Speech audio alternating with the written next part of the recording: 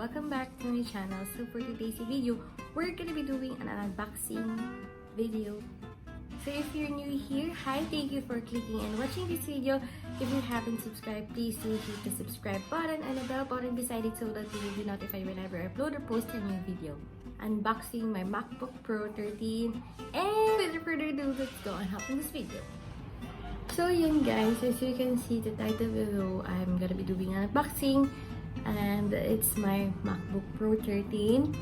I'm shocked and I wasn't really expecting na MacBook yung ibigay niya sa akin.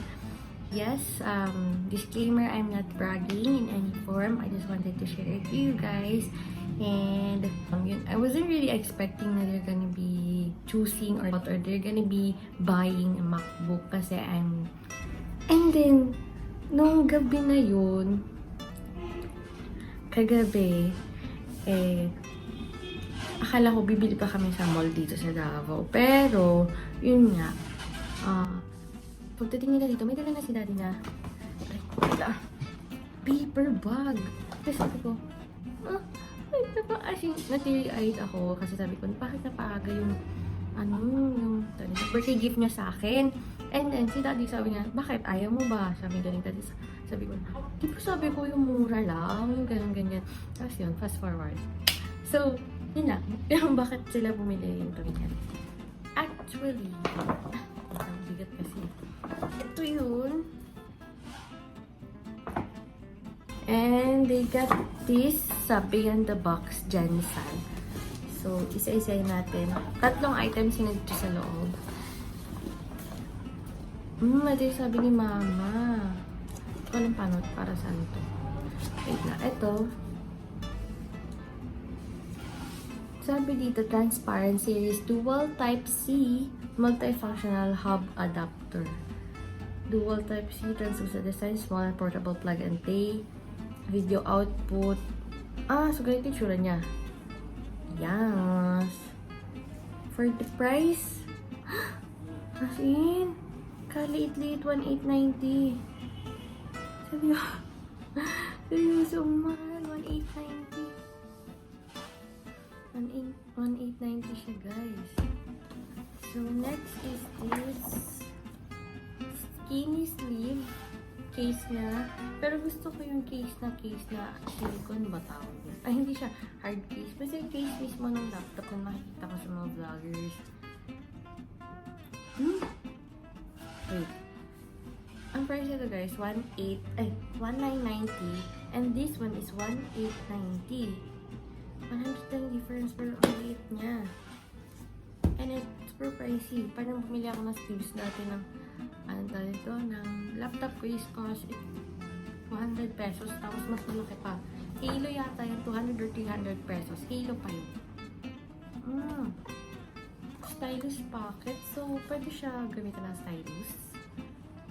Hindi ko talaga alam kasi hindi ko pa alam kung ano to. And hindi pa ako nakawatch or nakakita ng reviews, guys. As in, parang mamaya pa lang manonood ako ng reviews about it.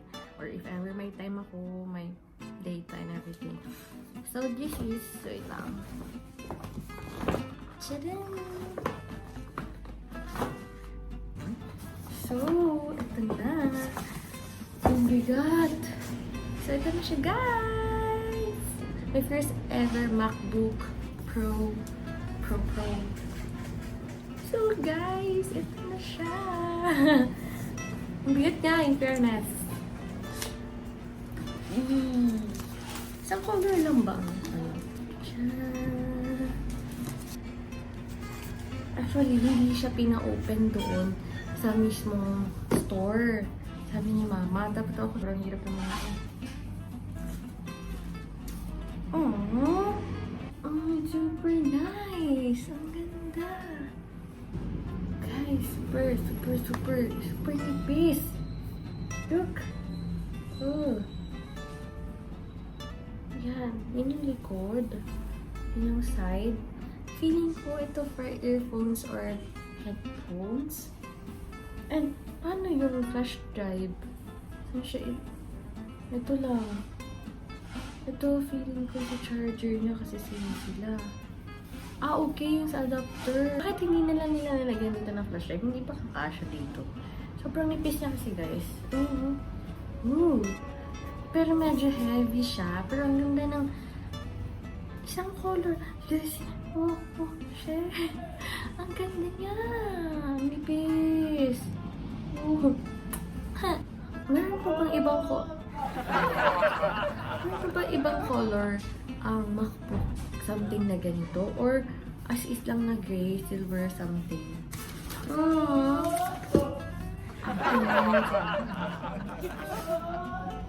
Fits Apple MacBook Pro 13, Apple iPad 12. Pwede pala siya sa Apple iPad, itong sleeves. Pero ang nag-wonder ako, bakit may stylus pen yung... Okay, kasi nga sa iPad. Akala ko para sa akin. I'm so excited. Kasi, I can make a better video editing na dito kasi nga, though maganda naman and easy ang sa iPhone, pero I'm super happy. Kasi, aside sa magandang video editing, yung videos ko, malilipat ko na dito, and hindi na ako mahirapan. I'm so happy! So, I'm being blessed with my parents, guys. And yeah, that's all for today's video, guys. I hope you guys enjoyed watching my video. If you do like this, please do give the thumbs up and click to subscribe and the bell button beside it so that you will be notified whenever I upload or post a new video. So yeah, see you on my next video. Bye, spread love.